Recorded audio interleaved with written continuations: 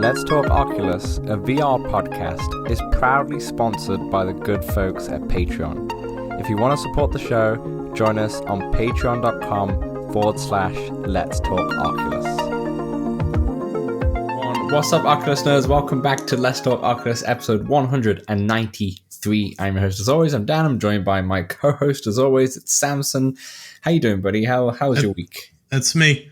My week was good. It's been hot here. But that's pretty hot. That hasn't. I've been having the AC on, so it hasn't hindered my VR play. Yeah. And what else? I've been playing a good amount of Astrobot lately. Flat Astrobot. Oh yeah, is it the free one or the one that came out? No, the proper game. the proper game. The proper game. Yeah, fair enough. Nice. How is it? Is it good? Yeah, it's quite good. Yeah. I've been, I switch off with the 5-year-old, and yeah, that's fair. It can get tough for her, for sure. I love the free one, to be honest. So I just haven't got round to playing the full game, shall we say? But that seems like I'll save it for the Christmas holidays. It seems like it's good. Good call. Yeah, or if it comes to Steam. But did get in a lot of VR too. Nice. How about yourself? Yeah, not bad. Got in. I've been away. I've been in Montreal for the last 5 days. So not much VR, and I did play a little bit yesterday, which we'll get into in part 2. But if I'm playing anything, I'm playing a lot of Hades. I can't put that game down, and it works so well on Steam. It's ridiculous. It's the first one too. I don't even want to touch the second one until it's released properly. That makes sense. But that game is so good. And it's so addictive, and How far along are you? I've gotten quite far. I've gotten actually, I don't even know what far means in Hades, but there's I've got through the 3 major stages, I would say. So okay. I'm on I've gotten through three worlds, so I'd be on the 4th world, should we say? But then I didn't realize that once you die, you still start from the very start again, and you have to make your way all the way through. I thought once you get to a new world, I kept getting stuck. You'll be like locked in that world and moving forward, but no, it's a true roguelike, and it's so much fun though. To the beginning, yeah, it's funny too. A lot of that the dialogue's great, story's great, looks great. It's 10 out of 10. It's a phenomenal game. But anyway, back to some VR. Welcome everyone. Welcome to the show. This is Let's Talk Oculus 193. We always do a little bit of housekeeping before we get into the show, but we do have a fun little topic for you. It's going to be the MetaQuest 3 Beginner's Guide. And the reason behind this topic is that, the Xbox edition just got released, so a bunch of people have bought that. But more like really like the real reason behind it is on Discord.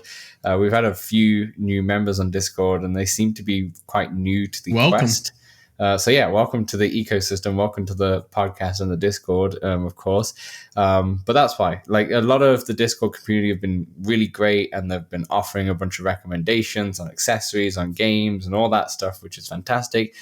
But I thought we'd do a little podcast on it just to go over our own little recommendations. spin. Yeah, and for those who aren't in the Discord, I'm not sure why, get in the Discord. The link is down below. But come on down. You'll have tons of recommendations in the Discord, and from really great people who have played a lot of VR. So our recommendations are, I would say, decent, but ultimately, Dan, I feel like the best option is a catered experience for your first experiences. Like whoever if you're giving it, if you're trying to give it a VR tutorial, you got to cater that whatever you're doing to that person. Mm-hmm. And with that, Dan, before we get into everything, I do also think that if you're just getting into the Quest ecosystem, getting a month of the Quest Plus and just playing as much as you can and seeing what you're vibing with, what you feel comfortable with. I do feel like that's a very good option. Let's get into it. Well, and to get your VR legs in, right, as well. Like, because I don't think a month's long enough to get VR legs, but possibly, I guess. You can you're not VR legs, time. super legs, but like to go past like a 15-minute, 20-minute mark and such, I think. Yeah. I remember playing the PSVR 1 when I first played VR in the first place, and I would struggle to get past 15 minutes in some experiences. And I pushed through and got motion sick, and it was horrible. Motion sickness is actually a horrible experience because you just have never to push through. You lie down and you just feel sick, and there's nothing you can do, and it lasts for like a good hour depending on how it goes. So yeah, never push through. Just as soon as you're feeling a bit queasy, just put it down, get back to it in 10-15 minutes time. For sure. But yeah, that's definitely good recommendation. So a little teaser of recommendations right there. We'll go through a bunch of accessories and games and such, but quick housekeeping. Already mentioned the Discord. The link's below. We have the Walkabout tournament going on as well, which, if you don't know, basically every single week, Healing Entree from the Discord community posts 2 courses, an easy and a hard, where you would then compete in score mode and race mode asynchronously. You don't have to. You can play with the community. We host a game every Thursday at 7 p.m. Eastern. And as I mentioned many times before, if you are interested in joining but you can't make that time, let us know, because we would be happy to host a different time and a different day to accommodate more people for sure. So you can definitely join in for that. Samson, I never gave you a heads up on this, but did Healing Entree give the latest courses? Oh, he did. And he posted the scores from last week too, if you want me to cover that as well. Yeah, do you want to give us a quick roundup of I'd love to give a little quick roundup. So last week the courses were, I believe, Crystal Lair Easy and Upside Down Hard. Score mode on Easy, we had Silicon Nation in third place with -15, Healing Entree with -18 in second, and Baru Monkey with -22 in first place. Oof. So impressive considering it's a brand new course. The facts. I'm interested to see what happened in hard mode for the Upside Down. Well, you're going to have to wait, Dan, because first there's race mode from Crystal Lair Easy. We had Liana with 626 in third place, Healing Entree with 551 in second place, and Baru Monkey with 453 in first place. You know, Baru's been practicing hard for that. Yeah, for sure. And onto hard mode, where it was Upside Down. Parody for Life with -15 in third. Second was Healing Entree with, Dan, -15. That means they tied, no? Am I wrong? That's math. Baru Monkey in first place, though, nonetheless, with -17. Then the race mode with far fewer entries. Joel, congratulations, with 750. Oh, well played, Joel. I can't read that font. Is that a 1 or? Yeah, it's a 1 because the 7's got a line through it. Congratulations, Joel. You have placed for the first time. You get a nice golf clap there. Healing Entree, second place with 613, and Baru Monkey taking all 4 golds this week with 513. Oh, well played, Joel. Very impressed. You've come a long way. It's great to see. Upside Down Hard too, no joke. Yeah, exactly. You may have peaked, Joel, on that one, but very good. And what are the courses for next week? Yes, of course. We have Coyote Valley Easy and Crystal Lair Hard. Very, very good. Due by 7/7. Yeah, due by 7/7. This July. Jeez. At midnight Eastern. Very good. If you like the show, patreon.com/letstalkoculus if you want to support us. One last thing, let's get into some comments. You can write in to the show via Spotify if you wanted to, just like Stormer wrote in on last week's episode. He said, great pod, loved that you talked about the MetaQuest 3S Xbox edition, and I have a question. What accessories should I buy? Thanks. Well, great question, Stormer, because that's what our show is going to be about. We're going to go over accessories, the headsets, and a bunch of games as well. So thanks for the question. And yeah, so you can message us on Spotify or on the Discord. There's a questions channel as well. And if you're not on either, you can also just send an email to us at letstalkoculus@gmail.com, and we will answer your question. I haven't got an email for like 3 years on that one, but it's always open if you do want to send a email, electronic mail. Samson, let's get into this main topic that we have been teasing. Let's do it. MetaQuest 3 Beginner's Guide. So as we mentioned, Quest Plus, get your VR legs. We've already said that at the top of the show.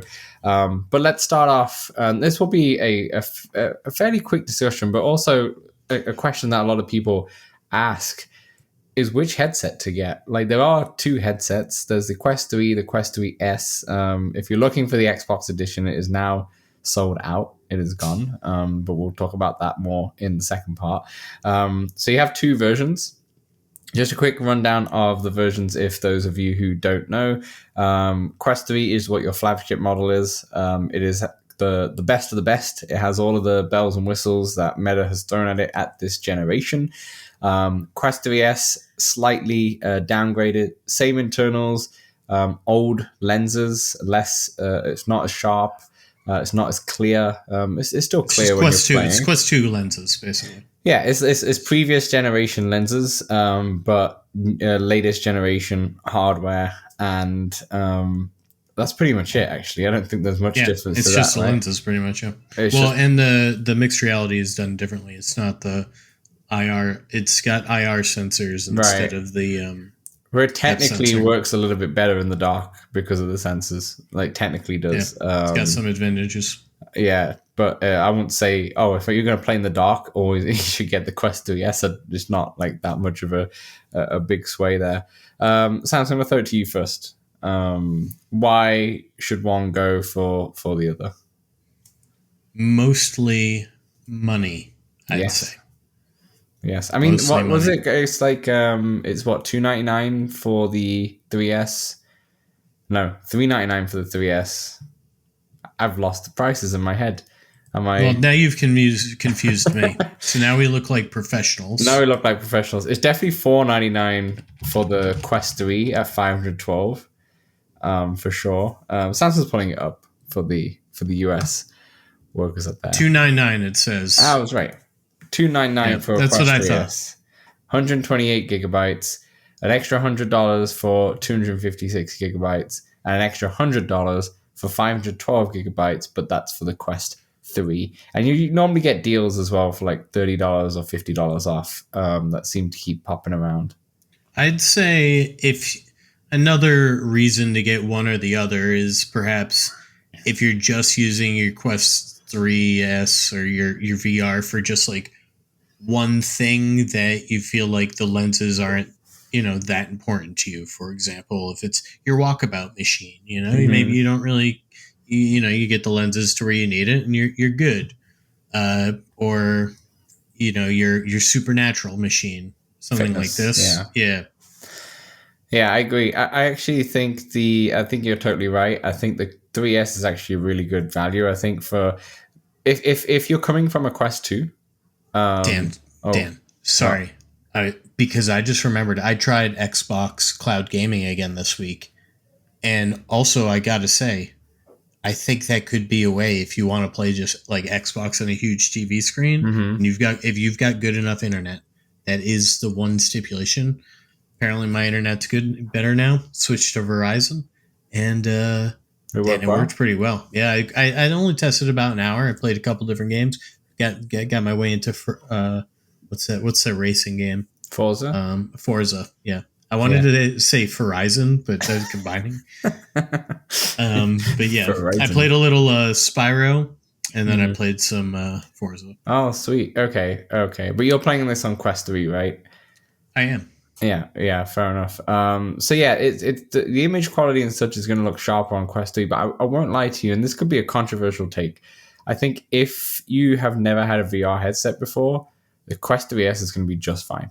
You're going to have a great time. You're going to be able to play all of the games, all of the biggest games.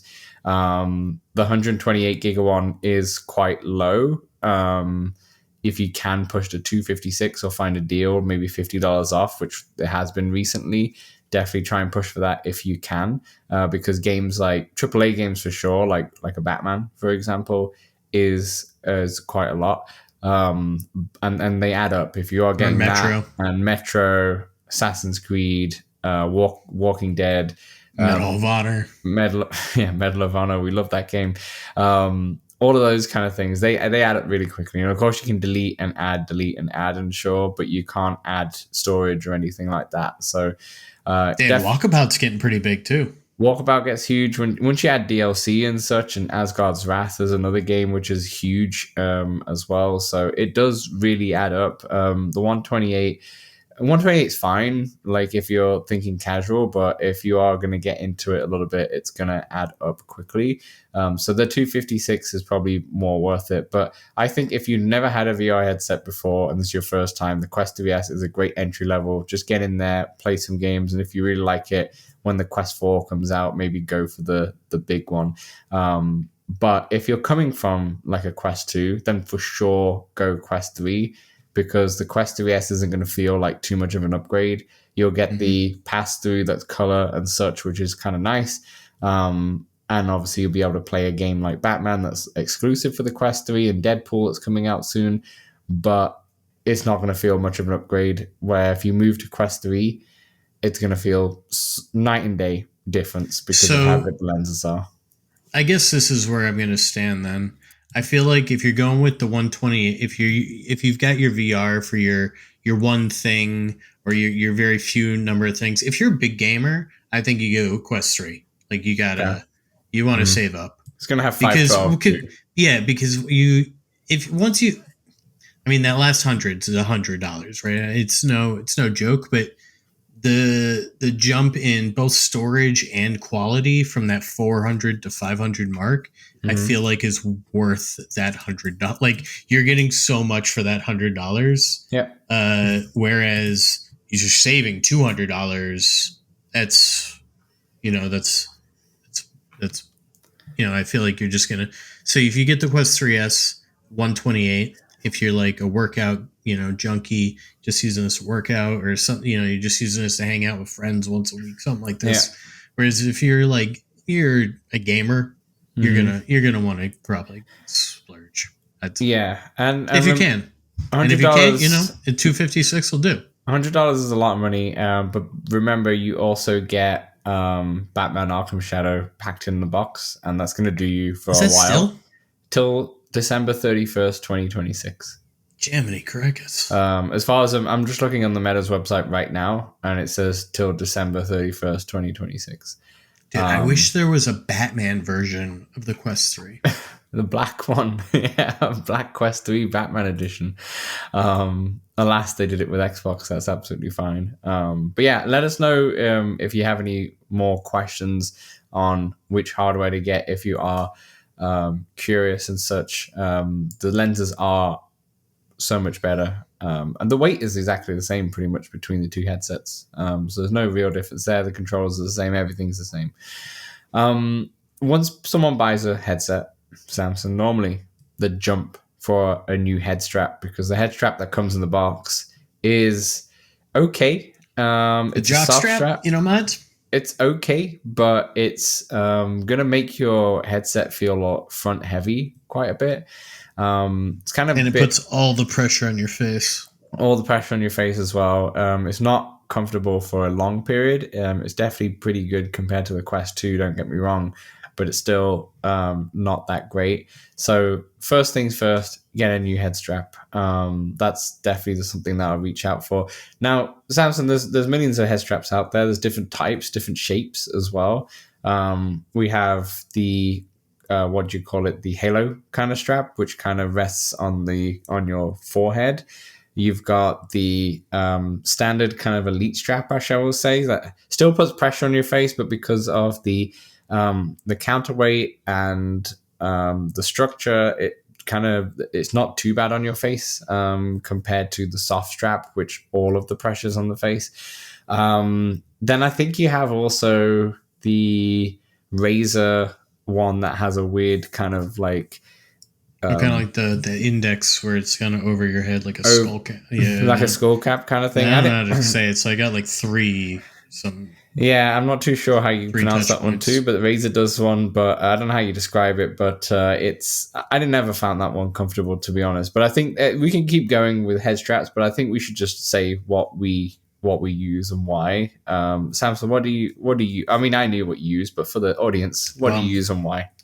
Well, here's the thing, Dan. I used to use the Bobo Quest 2 Halo strap. Love the Hmm. Halo strap, but the batteries stopped really keeping a charge. And that got to be to the point where it was enough of a frustration point where I wanted the upgraded batteries. So I got the Elite Strap one, which is called the Bobo VR E3 Pro Battery Strap. Hmm. They really like to keep these things succinct. And Right. it's an elite style strap. It's got a pivot point sort of around the ears where I Yep. can sort of crank that thing to cradle the bottom part of my head a little. Hmm. And it's got the swappable batteries, which they keep the thing charged at 100 for For a until the long battery time. dies. And on the side, it has a little percentage that tells me how much battery charge is left, which Yep. is, Nice touch. helpful. Like you can't see it in VR, but it's a nice little touch when you go in. You know how much is left. Top strap's really padded. I don't know. I kind of wish it like sunk in more, but I don't know. It's fine. Maybe you need It to does its tighten job. it a little bit, no? Or I mean, maybe, but then it would hold it up to yeah, too it high would be and too high. such. Yeah, fair enough. So I think what I want to try next is the Bobo S3 Pro Super Strap. But Dan, that's a $90 commitment, and It's expensive. It's really good yeah, though. yeah. Like I didn't like their Halo strap, their normal one. I didn't like how it fit whatsoever. But when I got the super strap, I found it like night and day It is difference. fun to say. The super strap, I found it night and day difference. It was so much better and really comfortable. It's a good one. Is that what you have on it now? No, no. Okay. I'll tell you that in a second. But it's like I could see back there. you can see in the corner of the video podcast there, but it's my only downside with the Bobo straps, not the one that you have the more the elite one, so it's more sleek, is that the Halo ones are bulky. That They doesn't bother me. yeah, it might not bother most people, And but they it is fold into bulky. itself usually. Like They the do back fold folds in. yeah. Yeah, they do fold in, but they are, once you're wearing it and such, it is a bulky device, but it does, the way it's counterbalanced and such, it does feel really good. And the S3 Pro one that I can speak of, because I did a whole review on that on the Playtest VR YouTube channel, actually. It felt really good. They've made Pretty good channel. made some good design improvements where the back of the head strap is now completely flat, so you can lay down on it and it's pretty comfortable, which you can't say that for a lot of these hard straps, to be honest. So yeah, that's definitely a good choice. I think the one that I use is the Zyber Elite strap, which was actually given to me by the company way back when I was doing the videos on the channel, but when the Quest 3 came out, so a couple of years ago. And I ended up getting, because of the YouTube channel, I ended up getting a ton of head straps. I had a few different ones from Zyber. I had the Kiwi. I have like a bunch of Kiwi ones. In fact, I still have 2 downstairs in my storage. I had... case. There was another company that began with G, but I can't remember what it was. But that's also still downstairs. Goodwill Hunting.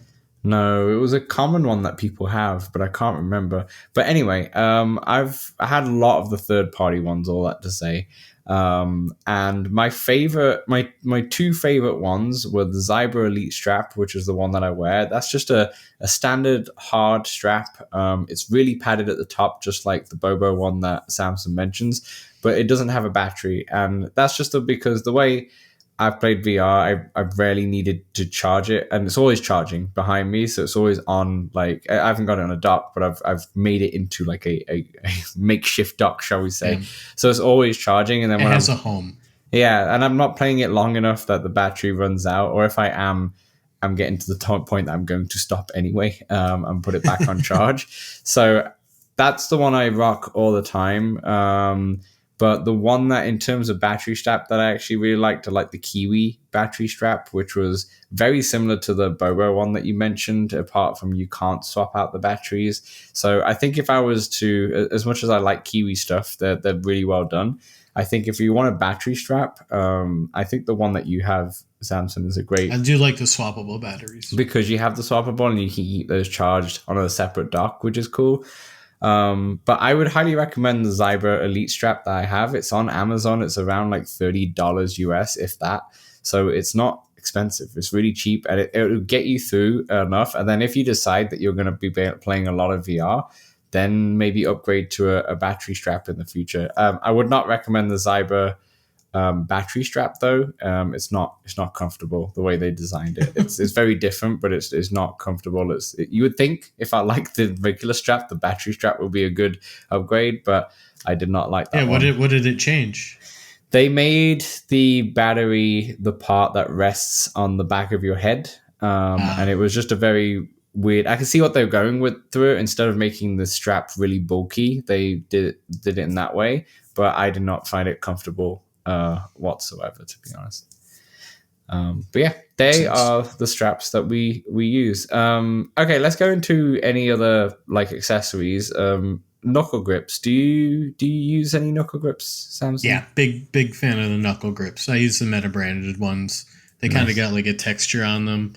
They are $40, but I had the Supernatural ones on the Pro controllers. Yeah. Those were okay. They were like leather though. They did feel. Were they like the grip I do ones feel like that grip. Like, did they grip the whole over. Controller? Yeah.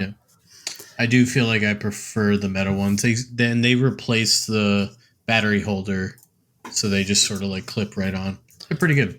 It's such a. I like them because it's quite sleek. It like just fits nice, and it's really sleek. I did compare them to the AMVR versions on my YouTube channel. I actually liked the AMVR ones a little bit better. Similar kind of thing as the Quest 3, where it just replaces the battery door. But I think I like them better just because I liked the feel of the strap itself. I think the strap itself on the Quest 3 kind of was like a felt feel, and I just preferred the more leather feel of the AMVR. And also it's much cheaper as well. I think it's half the price. Another one that I got sent by a company, I'm not gonna lie, but this was once again 2 years ago, so it was a while ago now. However, I don't use them anymore, Samson. I've actually gone back to just the standard straps. Yeah, the reason being is that I really like knuckle grips, and I think they add so much to it, and it's really good. However, for me, my walkabout game suffers for some reason.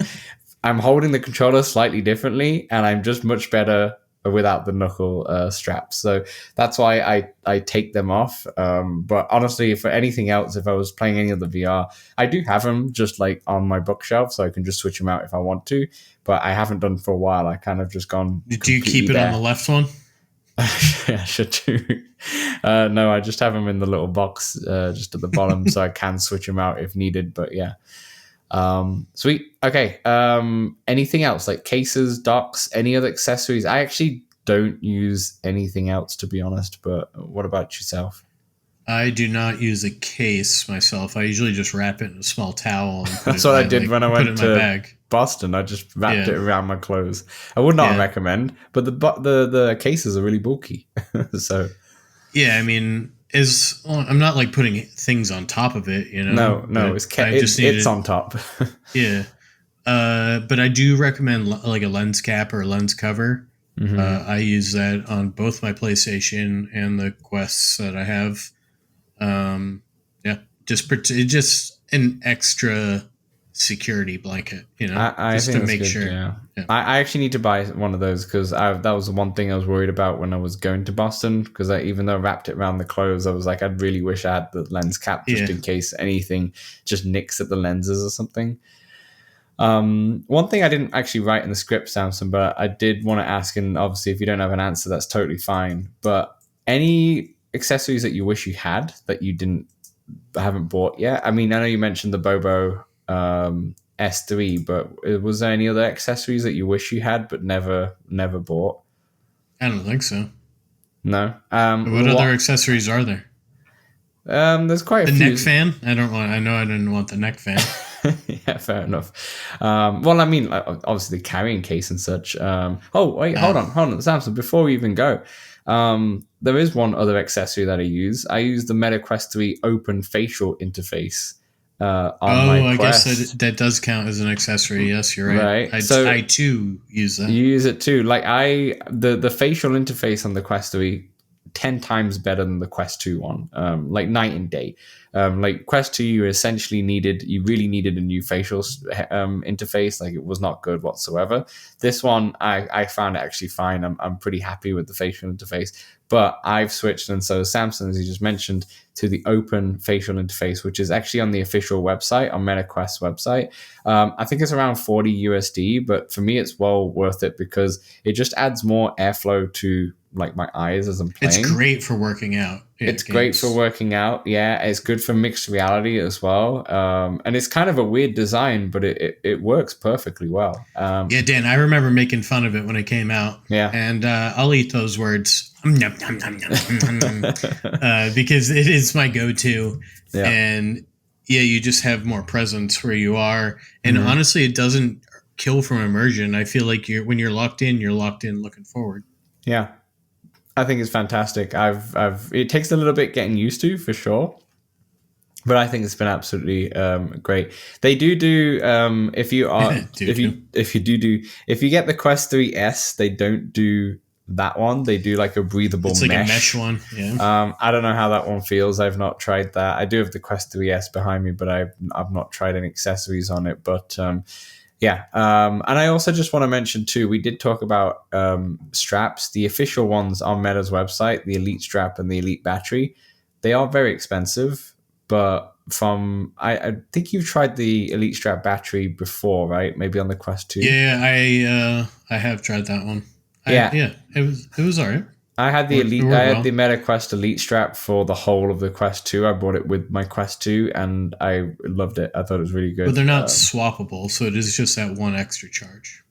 Yeah, it's one extra in for the battery strap for sure. So yeah, if you wanted to keep things official and didn't mind spending a little bit more, the Quest 3 Elite Strap is solid as well.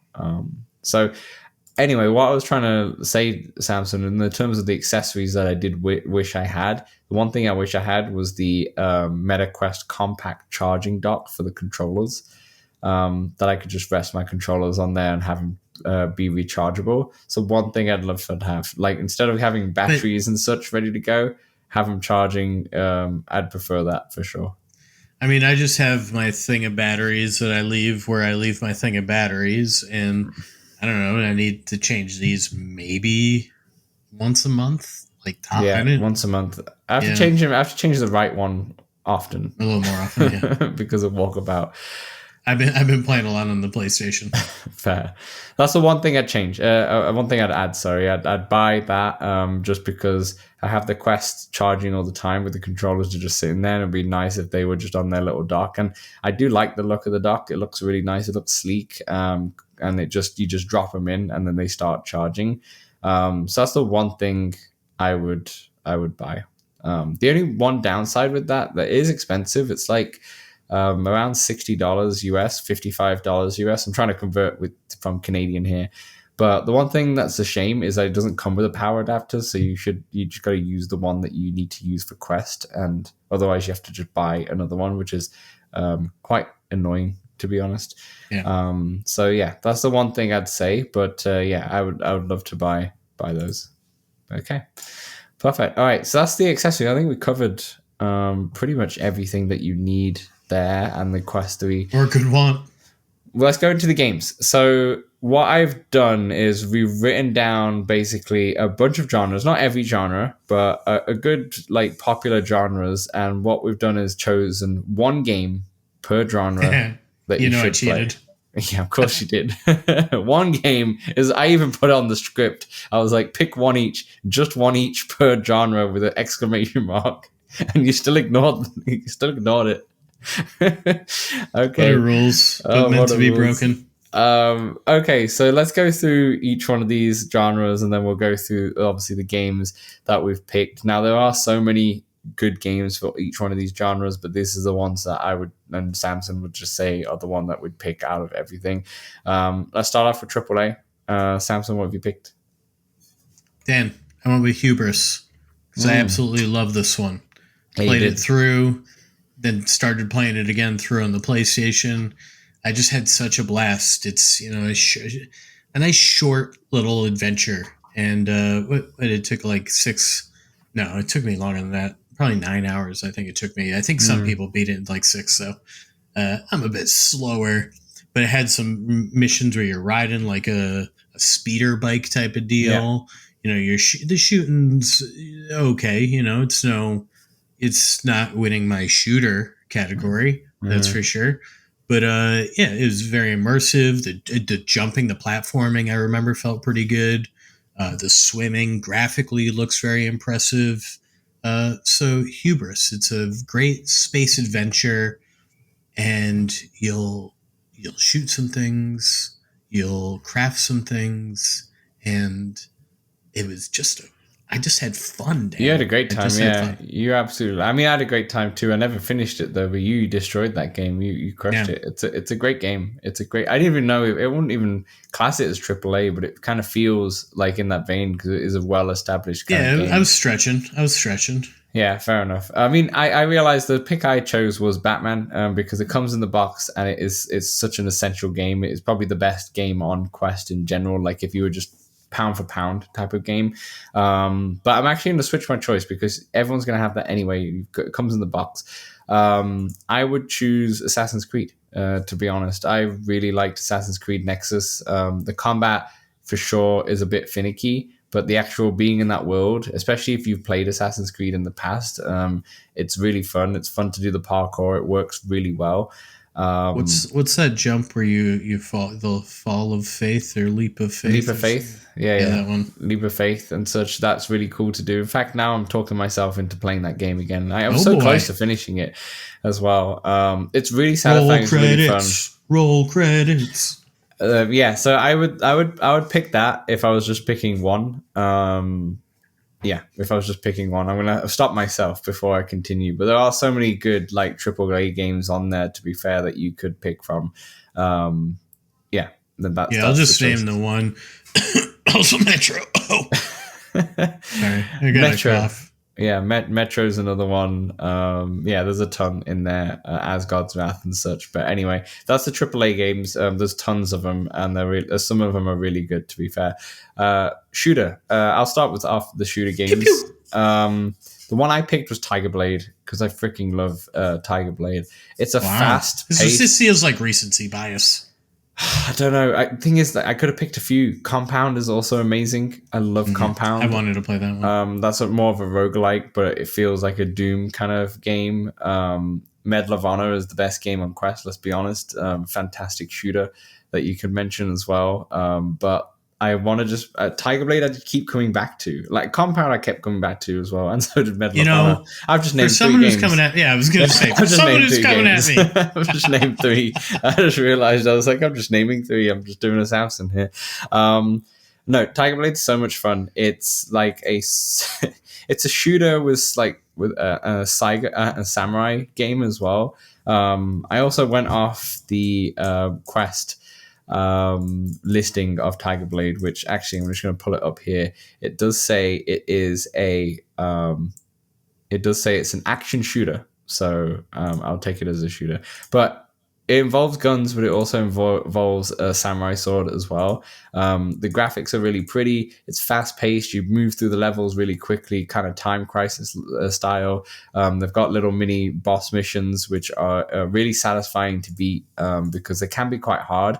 It's bullet hell at times. And I love that the fact that one of the clever things that they did is that there's different types of characters or samurai, shall we say, and they're colored differently. So you'll have a blue one, you'll have a red one, you'll have a purple one and such. And they all require different kind of ways to get past them. Like one you need to use a blade at, one you need to use a gun at, for example. And they all have different kind of attributes. It's a really, really fun game. And if you liked the Time Crisis kind of games in the past, I would say look no further as Tiger Blade. I think this is the best one that I found. And also, if you have a B Haptics Fest, and we didn't even talk about that in accessories, to be honest, it works with B Haptics as well. Dan, speaking of Time Crisis type of games, there's Dead Second out there. There is Dead Second, yeah. And it came dead second in the list. Dead Second. Nice wordplay. D-Max is loving that one. Dead Second. is level based and you move node to node, but whenever you move, you usually have a couple options like a kneeling, a hiding, a standing, something like this. And you're going from node to node, killing each enemy, trying to get headshots, trying to go as fast as possible. Then you unlock better weapons. Yeah. I like how we both went to... It's also a room scale game. We both went to those type of games. There's so many different types of shooters out there. I think a lot of people are probably screaming at us that we didn't mention the online shooters like Ghost of Tabor, Breachers. Well, I do name Breachers later on. Fair enough. I almost put it in shooter, and then I was like, You're going to put it somewhere else. Here's the thing. Well, yeah, because if you're looking for just a shooter, I wanted to pick a single player game. Yeah, that's fair enough. But yeah, a lot of good shooters out there. And like I said, Tiger Blade dead second. I would definitely recommend Compound as well because it's so good. Let's go into... I know you've named like 3-4 games in different lists, so I'm adding a couple. All right, I'm adding a couple. Let's go to story, Samson. I'll throw it back to you. What have you picked for story? Dan, the Fairyverse game came with my Quest Vader Immortal series, which I guess I'm technically naming 3 games. Yeah. For the complete story, you need all 3. So there you go. But Vader Immortal, it's a very... linear game. Very linear. I was going to say it's more like an experience, which is just what I like. I love a good like movie experience. I almost put the Gundam game here, got my second game in. And it's a great story. If you, stipulation, you kind of got to like Star Wars, right? Or at least have some sort of like inkling towards Star Wars. If you've gotten ew towards Star Wars, you're not going to like this one. For sure. It's a great beginner's game as well in terms of VR. Like it's a great... I remember putting my dad in this and he absolutely loved it. And he's not played VR for a while. And he since PSVR 1, he absolutely loved it from start to finish. And he finished it too as well. He finished it and I have not still finished all 3. He rolled credits. He did. It's a great beginning. I think that's a great shout especially for someone who's new to the system. Ghost Town is probably the best game that came out in 2025 so far. And I think that's not even arguable. I think a lot of people on the internet agree with that. And Ghost Town is it's a puzzle. The internet is famously correct. It is. Yeah, especially when we got Grok around correcting everyone. Ghost Town is a fantastic story-based puzzle game, I would say, and it's very old school in terms of the way the gameplay is. Like it feels kind of level based and chapter based, shall we say, and everything's quite tight. But it's a really fun and really interesting story. And even though the name says Ghost Town, it's not scary. It's eerie. It's eerie. But Samson's a big person who doesn't like these scary games, but he's loving Ghost Town. Yeah, I got to get back in there. The puzzles, but it does have good tips. Yeah, it does have good tips. It's not too difficult, but yeah, they do have the hints if you need it. Let's move on to rhythm games, a very popular category. Live la vida loca. Obviously, you'd probably already picked up or had a look at Beat Saber. You know, when I got the Quest 2, actually, I did not pick up Beat Saber for like 3 months because I was like, I want to try everything else. And I'll finally you don't pick like it the up. Mainstream. Yeah. I did pick it up and have a great time for a long time, though, I'm not going to lie. My pick is Maestro. I love this game. It's so good. It's so unique too compared to other rhythm games, and it's excellent. And hand-tracked. It's excellent because you can put the controllers down, you can use your hands, and you can grab like a pen or a pencil and use it as your baton. And there's so much customization as well. You can change the orchestra, you can change the backgrounds, you can change the baton, you can change the whole environment.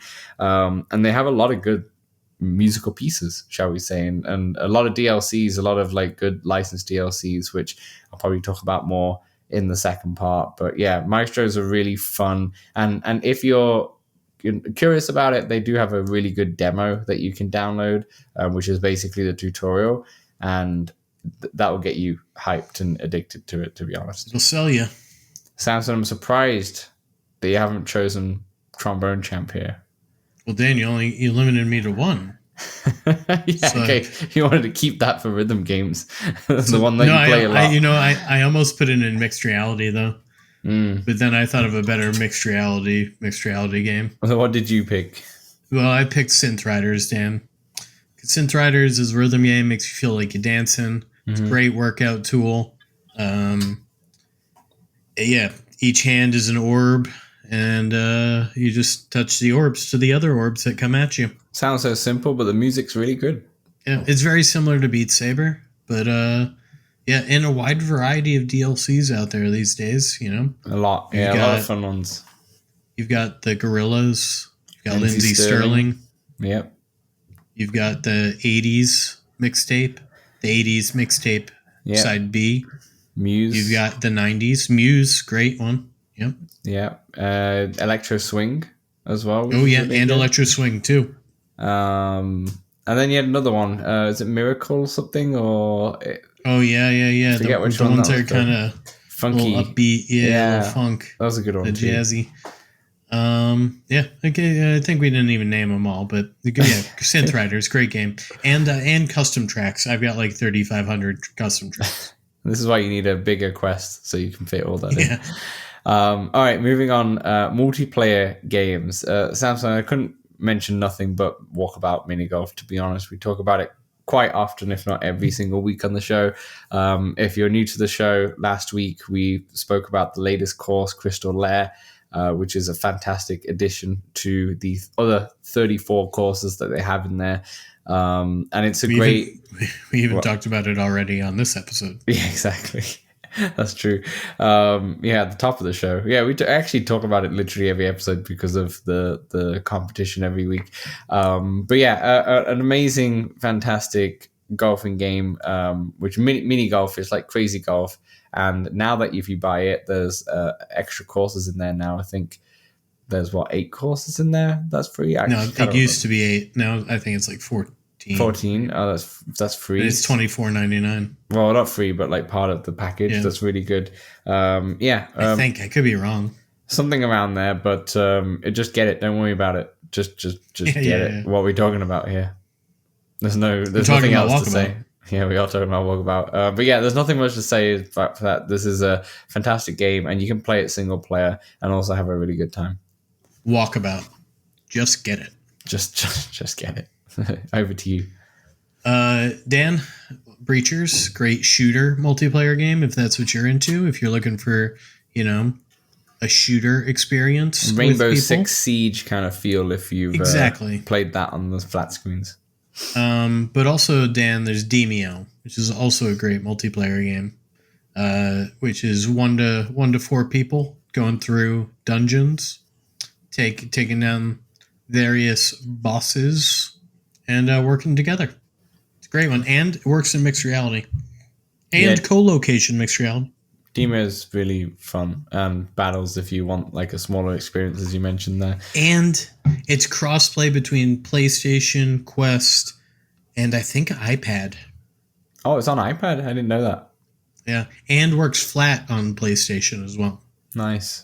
And on PC and all that stuff. Mixed reality. Yes. Mixed reality, a big thing for the Quest 3 in general. I went for Miracle Pool as my mixed reality game of choice. It's a pool game, and it works really well. The physics are really good, and the fact that you can have a full-size pool table in your house, if you can fit it. Or you can make it smaller. Pool table. Yeah, you can make it smaller, and you can rotate it at will if you ever need to. It's really satisfying. It's really fun. And once again, I'm talking about this game and I want to play it after the show. Miracle Pool. They've got like dailies too, a daily challenge. A lot of customization, a lot of different tables and cues that you can get and such. And it's an action game. It's a really fun game and not that expensive too. It's like $20 or so. Dan, this is another tough category because a lot of games I play in mixed reality. Yeah, a lot of them have it. One that I feel like it is like much better in mixed reality is Puzzling Places. Because you don't need to be in a VR world to see all these pieces. It's much better in your own space, in my opinion. Yeah. In Puzzling Places, you're making jigsaw puzzles. you can go down, I think, to like 25, 50 pieces, all the way up to, I think, 500. I mean, do they have 1,000? I don't know. I know 400, 500, and I don't even do those ones. That's too much. Those are too tiny. Yeah, it's too small for me. But puzzling places. Yeah, Puzzling Places, an excellent shout. It's also got co-location multiplayer and just multiplayer. Co-location is really cool if you had 2 quests. Yeah, really fun. Tabletop Games, Samson. Tabletop Games. Once again, I'll throw this one to you. What you thinking? Yes.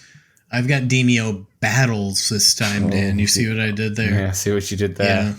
And Demio Battles takes the structure and the characters and the cards of Demio and restructures the game into a 2-on-2 sort of multiplayer tabletop game. And you can play single player. It's got a pretty extensive single player, but you can also play with friends or just in the online multiplayer.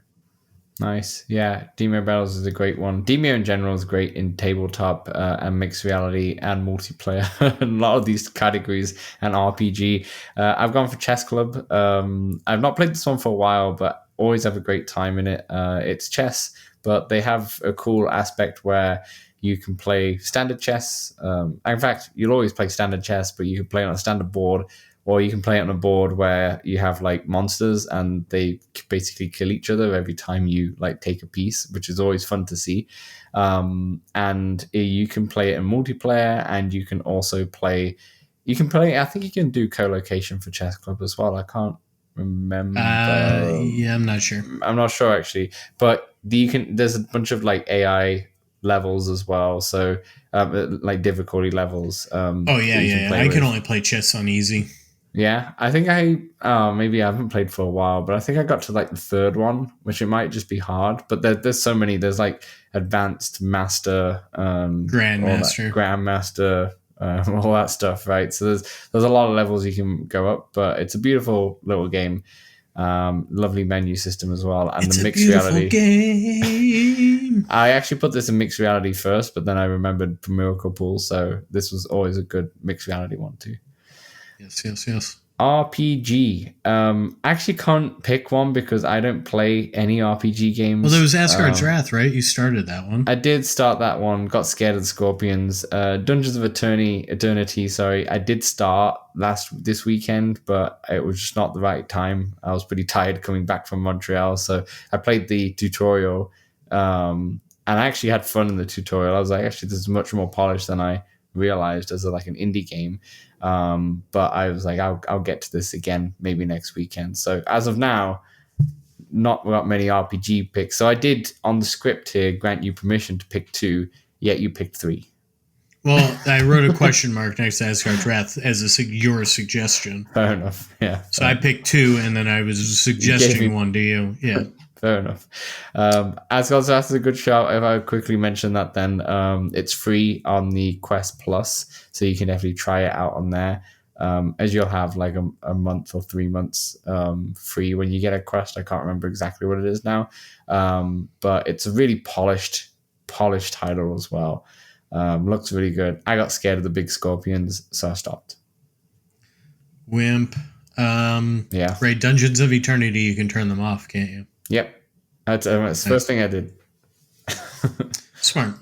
I'll put Ancient Dungeon here, which is like a roguelike dungeon crawler, but it came up when I searched them at a store for role-playing RPG, so there you have it.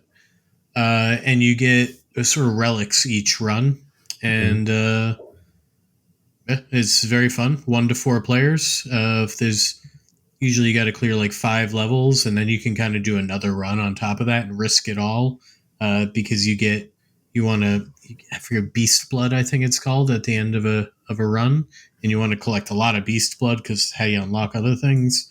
And Ancient Dungeon, and I sneak in a little what I played this week, because I was given an Ancient Dungeon key from the devs on the PlayStation VR 2. Nice. So I just started a dungeon run on that one. It looks pretty good. So, nice darks. That's a great suggestion, to be honest. I remember watching you playing it and it looked really, really fun. Fitness is a big thing that people buy quests for, and I picked. Oh, there's actually dedicated fitness apps, and if you wanted a suggestion from that, Supernatural. Supernatural, if you're in North America, FitXR is really good. Les Mills Body Combat, if you don't want to pay a subscription, is really good as well. So if you're into like fitness apps, then that's for sure. But the reason why I said those is because we both actually picked games, and that's the great thing about VR. There's a lot of games that actually can help you lose weight, get your fitness up, and all the above with these games. So I chose Thrill of the Fight, which is the boxing title. There is Thrill of the Fight 2, which is in early access and multiplayer only. You feel free to get that, of course, but if you wanted more of a single player experience, the original Thrill of the Fight still holds up to this day. It's so much fun. It works in small spaces, and you wouldn't think it would, but it does. And it's really good. And you could obviously hurt yourself because you could be punching. And when you're punching air... It's very important to play in mixed reality. Yeah, and you don't want to fully extend your arms because that can hurt your elbows and such, as you know, Samson. But try not to extend your arms, but it is so much fun. And you do get a sweat big time, for sure. The Thrill of the Fight. Dan, I could have put Synth Riders here and switched this one with the rhythm game, but I didn't. I put Smash Drums here. And though, if you're playing Smash Drums on a low difficulty level, don't expect to burn very many calories. But if you turn it up to 11, and Dan, mine goes to 11, you'll work up a sweat playing Smash Drums. Yeah. And I love the music of Smash Drums. So Smash Drums is a rhythm game where drums are coming at you, and you've got to smash them.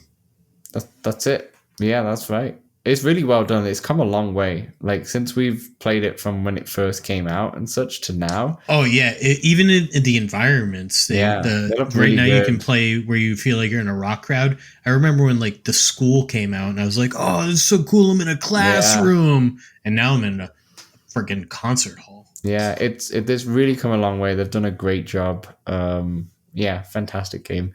Puzzle games. There's a lot of puzzle games. We've already named quite a few in this list already. Samson, what have you gone for here? Because you said Puzzling Places. Yeah, I have. And this one could have gone in mixed reality. It's Cubism, which I also got in again this week. I'm going to sneak these in, shorten that section later. But Cubism is a game where you have a cube or different shapes, and think like Tetris pieces almost, but they're not all limited to just those. They can be any real size. And then you've got to fit all these shapes into this other shape. And as you complete each level, it unlocks a little musical note, and it plays a whole song.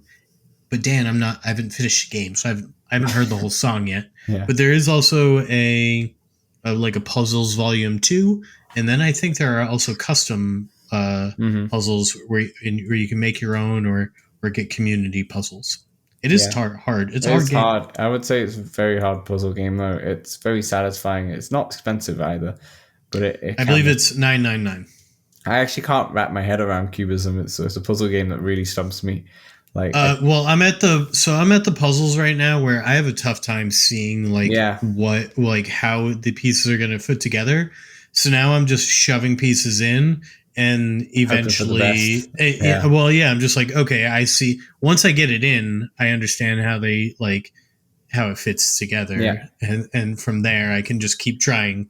Eventually they get to a point where the pieces only really fit a few different few ways, I feel. Yeah, I agree.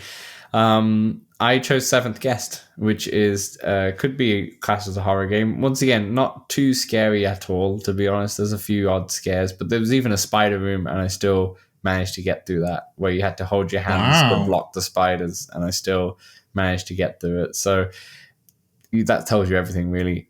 Seventh Guest is a game that came out on the PC back in 93, 92. I remember my dad having it when I was a kid on CD-ROM. to be honest. And I never knew it was called Seventh Guest. It always looked like Seventh West or something like that when I looked at the CD because the way the font is. But it's fantastic. It's such a great game. They have projections in there with all the it's basically a clue in a way, like a murder mystery kind of thing, and it's all the guests have projections, so you can see what happened in the past and such. And it's a really room by room puzzle game. So it's a very old school puzzle game where you go into a room and all the puzzles are in that room. So there's nothing outside of that, and you can solve it all in that room. And then once you've done that, you move on to the next one, etc., etc. But it's really fun, really fun game, and I would give it a solid 9 out of 10. The only thing that would let it down is probably the ending. The ending, they made a VR version, a completely new VR kind of level, and it just did not work. Really? All of it just did not work. It was a bit silly, I thought, and didn't fit throughout the whole game. It's only a short period of time at the ending. I would say it's a 10-minute period, so it's not a big deal. But the rest of the game is not almost identical. Obviously, I had to change up some of the puzzles and such to fit VR, but a lot of them are from the original game, and they work so well.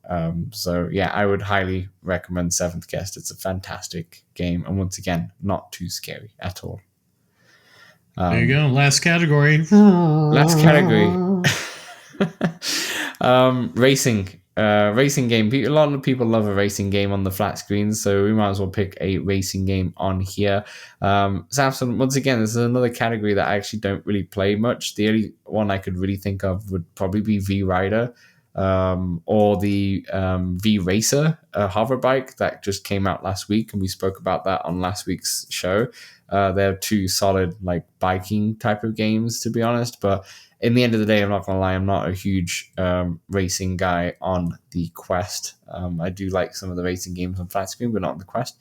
There ain't no Crash Team Racing to be seen, to be honest. Whoa. Dan, but there is Galaxy Kart, which is one I'm going to name here because I'm a fan of Galaxy Kart. And if you're looking for more of a dirt rallies type of game, the Car X Rally VR, I enjoyed that one for several hours. And I got a lot out of Grid Legends, I don't know. I can't speak to how that game runs now. And then I want to shout out Downtown Club because I've heard some good things. I've been waiting for a little bit more fine tuning on it. No, I own it, but I haven't been ready to hop in yet.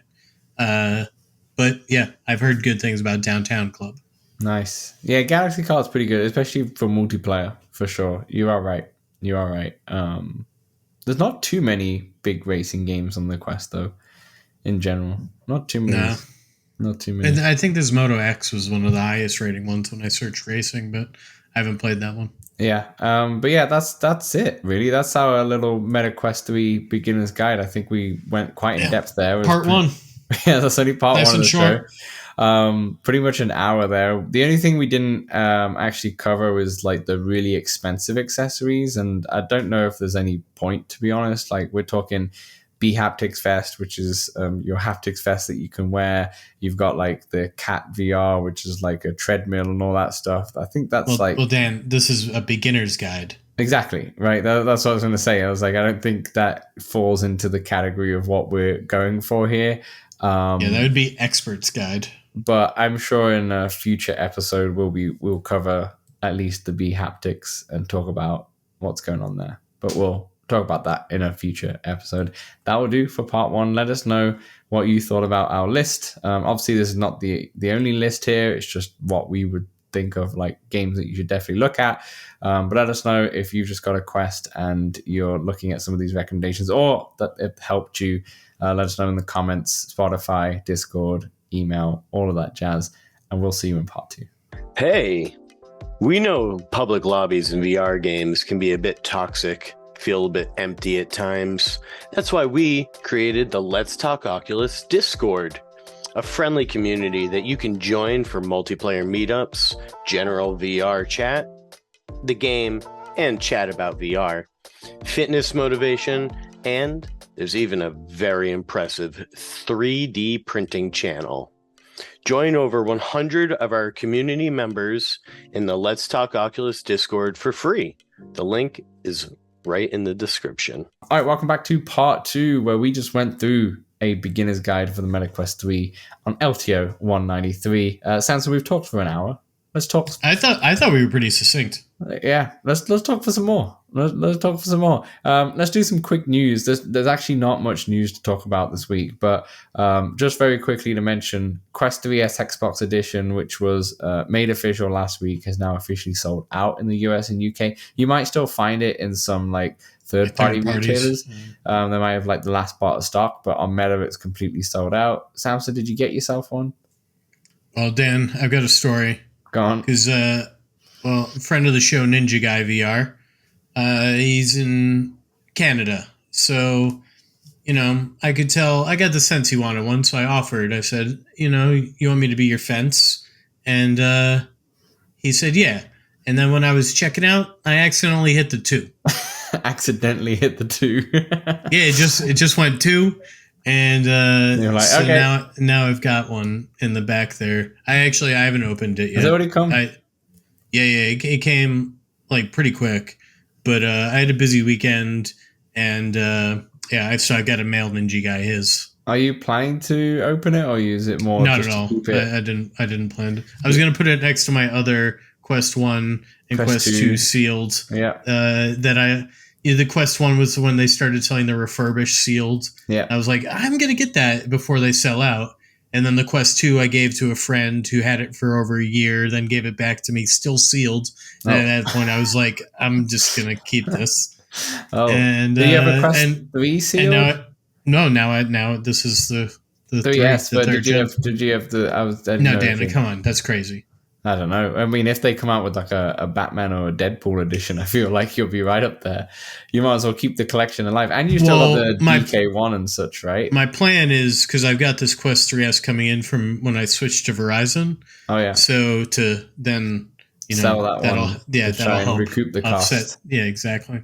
That makes sense. I actually didn't realize. I mean, we didn't know when we filmed the podcast last week. It was day before the announcement of the Xbox edition, but we obviously knew it was coming. No idea that it was going to be just US and UK, which is really interesting. I'm not sure why they didn't sell it in Canada. They didn't have enough. Yeah, I guess they didn't have enough. I'm not sure why. I kind of got the sense that it was going to sell out. I bought them for him day 1. Yeah, that makes sense. It did sell out quite quickly, but like in a couple of days, I think, or so. Yeah, 1 or 2 days later. Yeah, 1 or 2. They did say it was a very, very limited edition. And how many do you think they had? Like about 10, probably. 10,000? Yeah, around that much. You think so? That low? Around 10,000? Yeah, that sounds about right. Something like that. Yeah, I think they were just using this as one like a promotion thing for the cloud streaming, and also to kind of test the waters to see how it does and such. I don't have a sense of like where you wholesale end up making enough. You want to make enough where it's the costs are justify it and such. Exactly. Yeah, because the only one downside of something like this is that now that when let's say if your controllers die or your head strap breaks, there's no way to get a black one. Not now anyway.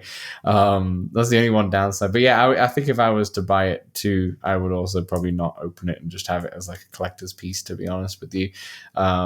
But now that we actually know about apparently people there are flipping them. People are buying them just for the controller, Dan. Yeah, because Xbox like a controller, special edition controller. I mean, Xbox has like thousands of different special edition controllers. So how many do you need of these? Like, when does it no longer become a special edition?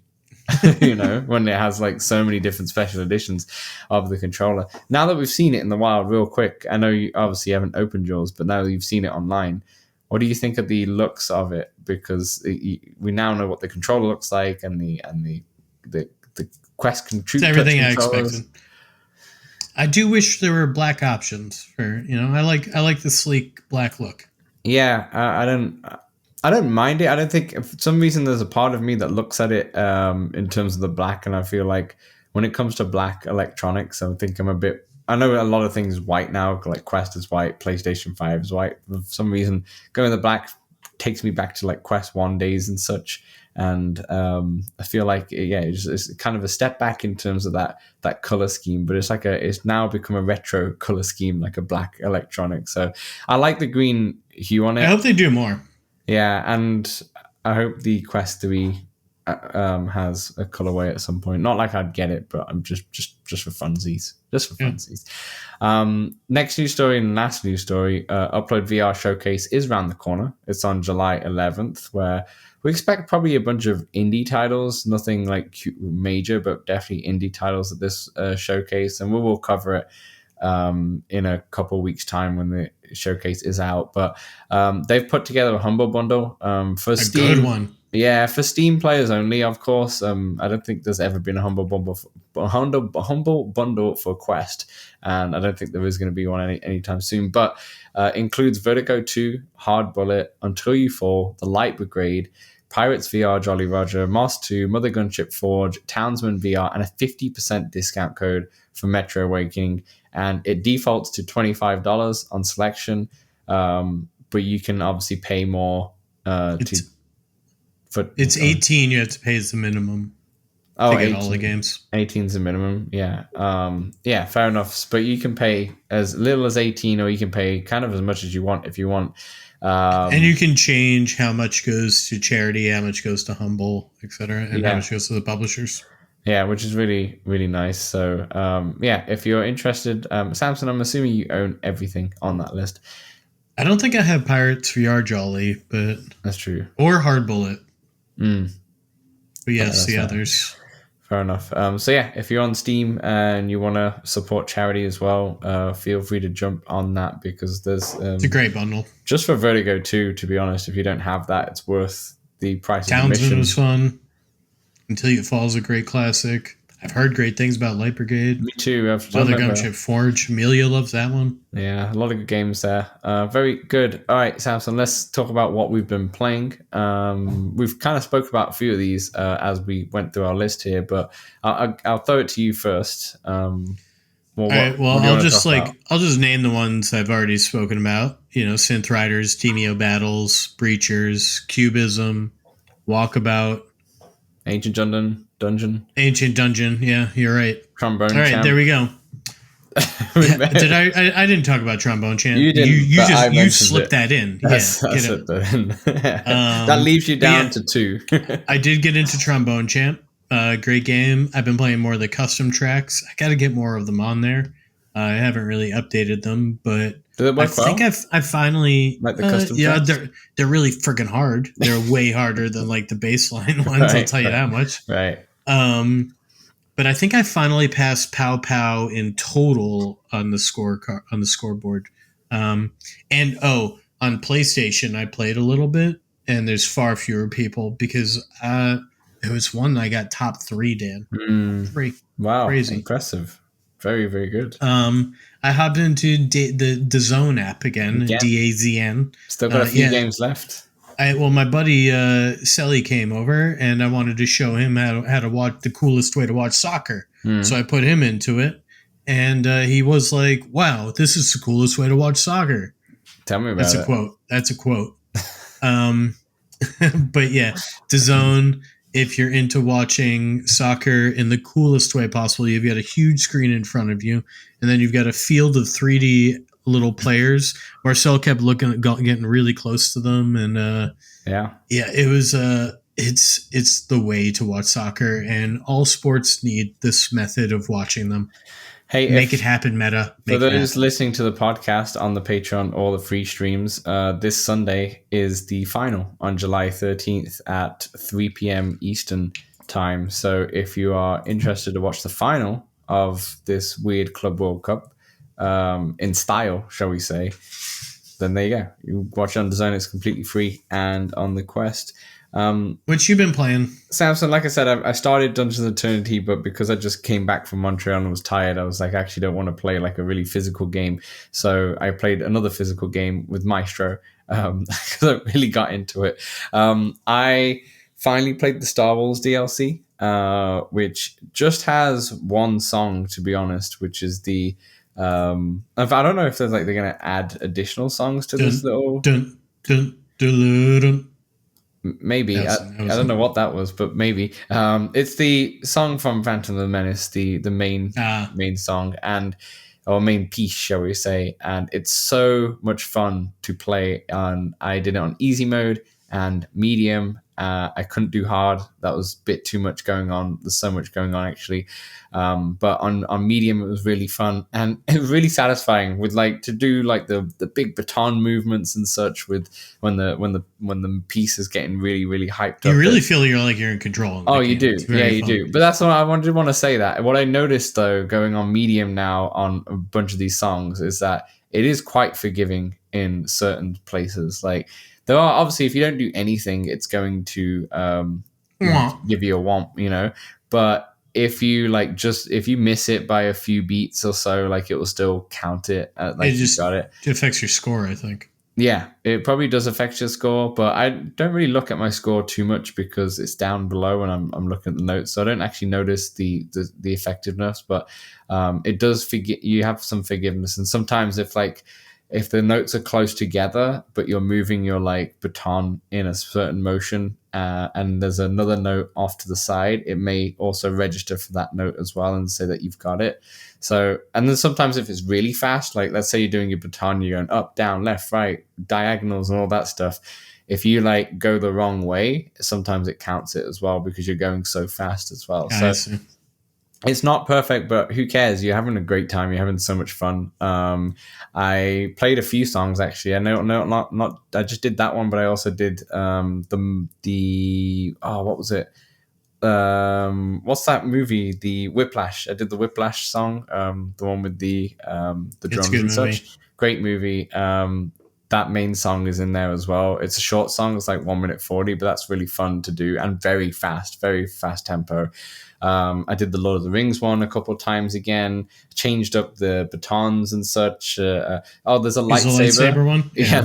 So you like, if you touch it with your I was holding a pen. So if you touch your pen, it goes, lightsaber comes on blue. And if you touch it again, it goes red. So you can kind of change up the colors if you wanted to. When I was actually playing, it was just in blue, but in between, like at the before and after, you could change it to red and such, which was fun. It's cool, but actually, I'm not gonna lie, I like the standard hands, the standard batons, standard orchestra. You're so bland. I know, yeah, I kind of just like the bland bass. Dan. I really do. Even with the hands, like the hands for the Star Wars one is just white hands, basically, just bare white hands. I don't know if you're thinking you're like Obi-Wan Kenobi's bare hands. White hands. Usually bare hands have fur on them. Obi-Wan's hands, I would say. It's probably what you are, but yeah, I'd prefer the like white gloved hands as well. Yeah, having a great time, having a really fun time. I kind of wish there was like a progression in the game, like there is in like Beat Saber, where there's like it's not story mode, but there's a little like fun campaign where you have like it's Beat Saber campaign is weak. It is weak, but it kind of curates a bit of and it gives you challenges as well. Like it's not just the song. Like they turn off the add modifiers and such to kind of have some variety. I wish you could do some modifiers and such in this game just to mess around with it a little bit. Maybe one that's just pure like pointing and you just have to point like on loads of times just to try and do it. Something silly, right? Just to kind of freshen it up sometimes when you have gone through most of the songs. But I have had a great time with Maestro. It's really fun. It's very relaxing to play, but then because of the so like sudden movements and such, it's very fun, and you get super immersed. I feel like Bugs Bunny. Facts. Bugs Bunny, yeah. That's part 2. That's what we've been playing. A much shorter part. That was succinct. Than the first part. Our last part is actually going to be really quick. So yeah, you probably won't even be able to see it on the bar. No.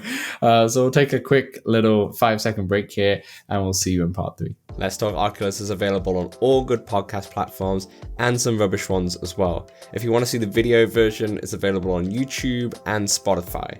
And also, if you love us so much, then consider throwing us $1 at patreon.com/Let's Talk Oculus. back to the show. All right, welcome back to part 3 of Let's Talk Oculus 193, the Meta Quest 3 Beginner's Guide. We've kind of named quite a lot of games this episode, Samson, like quite a lot. And now we go into the games out this week where we would normally tell you what's coming out that you can play on your Quest with a really good read. With a really good read. However, there's not many games out this week, and there's nothing out. Oh, there's not many games out this month, rather. And there's nothing out this week on Quest anyway. It's a quiet month that only has 5 Quest games out this week. So far. Samson, because you normally do a great job at the reads, do you want to just name the 5 games that are out this week? This month we have Jungle Man, Prison Boss Prohibition, Requisition VR, Piano Cafe, Space Explorers Ultimate Edition. Yes, so they're the 5 Quest games that are out this month, rather, not this week. And we will read out the synopsis of that in the coming weeks in due time when they do come out. That Space Explorers one at the end, Ultimate Edition, by the way, that's the Felix and Paul Studios space exploration thing that they've put out before. Yes, I think there's a bunch of extra stuff that they're going to put together. But yeah, we will. Well, it's the Ultimate Edition. I guess we'll find out when we read about it. I think that comes out right at the end of the month, so we'll read about it then. But yeah, it's a quiet month, but we also have the Upload VR summer showcase, shall we say, right around the corner, where there'll be more announcements for stuff later on this year, which will be exciting to see. Samson, that's our show. We did it. Nice work. That part 3 was 1 minute 30 seconds long, I would say. Yeah, nailed it. It really went down. If you listened to that part 3, you're a real LTO. Yeah, you're a real LTO. Thanks everyone for listening. Thanks everyone for watching. Obviously, let us know what you think about the show. What do you think about the recommendations and such? If you have any other recommendations, let us know and we'll read it out on the show next time as well. But without further ado, I've been Dan. He's been Samson. And that's our show.